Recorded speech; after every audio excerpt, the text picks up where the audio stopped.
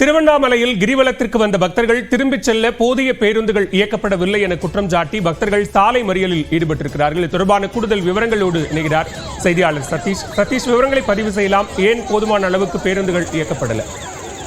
கட்டாயமாக பார்க்கலாம். நிலத்தள முக்தர்குடி திருவண்ணாமலை அண்ணாமலையார் கோவிலில் புரட்டாசி மாத பௌர்ணமி நேற்று 11:27 மணிக்கு தொடங்கி இன்று காலை 9:10 மணி வரை நீடிக்கிறது.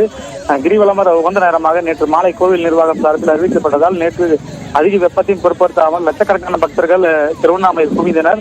தமிழகம் மட்டுமின்றி ஆந்திரா, தெலுங்கானா, கர்நாடகா போன்ற பல்வேறு பகுதிகளில் இருந்து கிட்டத்தட்ட விடிய 12 லட்சம் பக்தர்கள் கிரிவலம் 14 கிலோமீட்டர் கொண்ட கிரிவல பாதையை கிரிவலம் சுற்றி விடிய தங்கள் சொந்த ஊருக்கு சென்று கொண்டிருந்தார். தமிழக அரசு சார்பில் 1500 சிறப்பு பேருந்துகள் திருவண்ணாமலைக்கு இயக்கப்பட்டது. குறிப்பாக 9 இடங்களில் தற்காலிக பேருந்துகள் அமைக்கப்பட்டு கிரிவலம் வந்த பக்தர்கள் தங்களது சொந்த ஊருக்கு சென்று கொண்டிருந்தனர்.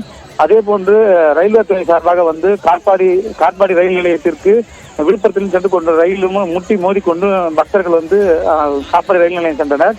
இந்நிலையில் திருச்சி, கோவை, கும்பகோணம் உள்ளிட்ட பல்வேறு பகுதிகளுக்கு செல்லக்கூடிய ஆண்கள் தற்காலிக மைதானத்தில் உள்ள பேருந்து நிலையத்தில் மட்டும் போதுமான பேருந்து இல்லை என்று பக்தர்கள் சிறிது நேரம் சாலை மறியலில் ஈடுபட்டனர்.